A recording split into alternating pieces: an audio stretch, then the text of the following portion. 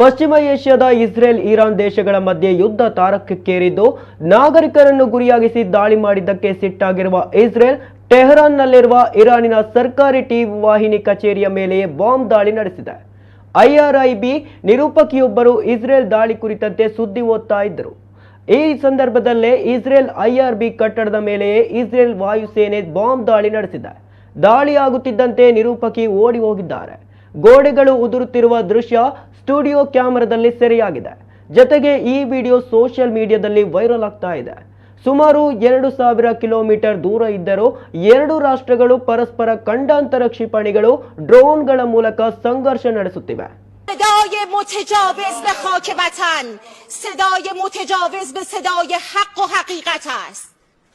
آنچه که ملاحظه کردید، صدایی که شنیدید، فضای غبارآلود استادیوم